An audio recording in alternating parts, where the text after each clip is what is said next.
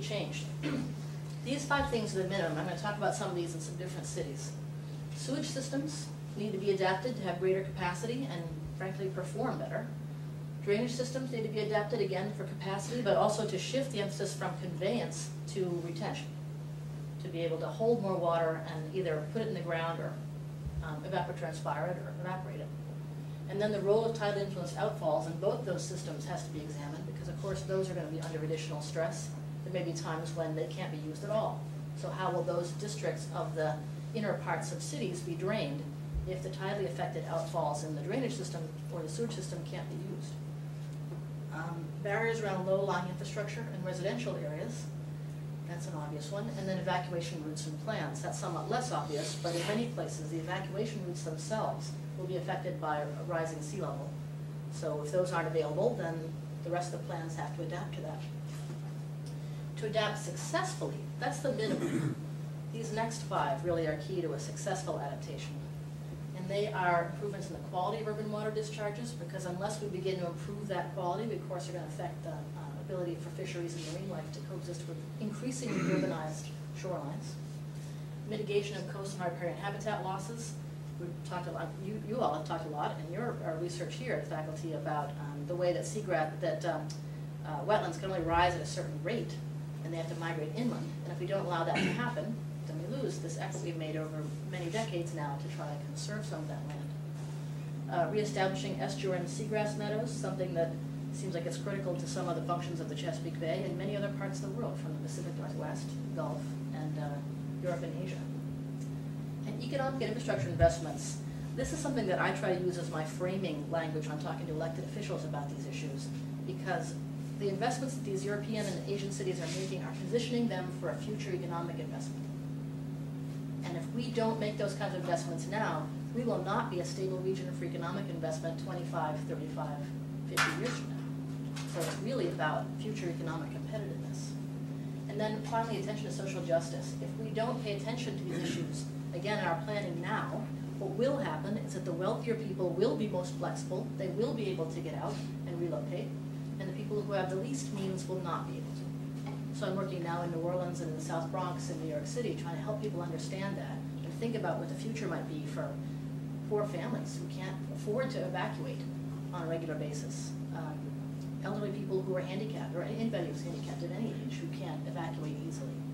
So there are a lot of issues, and attention to social justice is going to be a make or break, I think, on how our citizens feel about these adaptation investments. If it turns out that the adaptation investments only protect the rich, there has to be some resentment about that. And in fact, globally, every city that's trying to make itself resilient and adapting to climate change that isn't thinking about what's going to happen in developing countries to which their economies are inextricably linked is really kind of whistling in the wind. When London says it's preparing itself for climate change, but its finance sector is really insurance-based, and other countries that are buying that insurance are not prepared for the change, then the economy of London could easily feel the burden of other countries' failures to adapt. So I'm going to go quickly through some examples, quickly, because my intent today is to really give you an overview of some of these things and what they look like that are happening in the U.S. I'm going to start with some good news about the U.S. as a leader in this area, then I'm going to go to the bad news where the U.S. is really not doing anything very interesting at all. Street tactics. This is an image, a GIS image, of the pipes underneath typical grid city streets. It's the beast. It's the thing we invest in. It's our capital investment in urban infrastructure. Side sewers. Everybody who owns a home knows how dangerous it is to have a side sewer that breaks and how that's a big ticket item and it's your responsibility to fix. Laterals and main lines. This is a combined sewer part of Seattle. The intent with these street strategies is to find a way to, both inside the block and in the right-of-way, basically add a sponge layer to the city's system. It's not about changing this capital investment, not about taking it out. It's about adding capacity to that capital investment. And that capacity is basically a sponge of some kind. It might be detention basins, it might be mulch, it might be roof gardens, it might be anything. But the idea is to hold more water in cities and try to achieve the goal of mimicking hydrologically what a pre-development forest condition might have been like. And that's, in this area in Seattle, it's 4.5 inches of rain for storage. That's a big goal for an urban area. This is the first project they did, actually a second project they did in Seattle to test that, whether they could achieve that goal on block scale. It's called the C Street, and it's got some curves for traffic calming, but basically what it did is it took that street, the before shot, and it turned it into a street that had its own kidneys. It did its own storage and filtration. And it has a series of swales connected by short lengths of pipe. It has one sidewalk on one side separated from the street by these essentially stormwater gardens. And then they painted the sides of the street white, a 2-foot band on either side, which confuses the drivers and makes them think it's sidewalks, and they slow down. It makes the paved surface seem very narrow.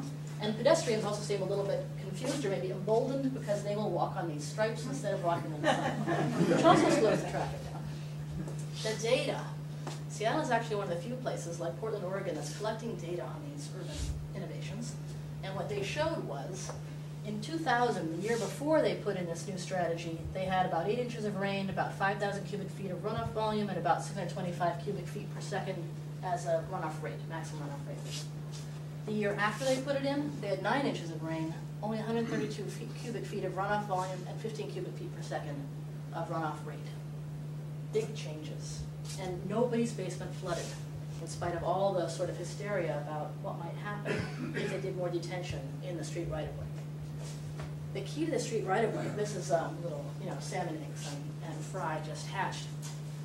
What I used to show my students how fragile the environment is that they're trying not to flush out of the streams with the kind of discharges that they used to get off these streets. The streets in Seattle dump to the streams. The streams are officially part of the city's drainage system. So it's very important to figure out how responsible the utility is for the health of those streams.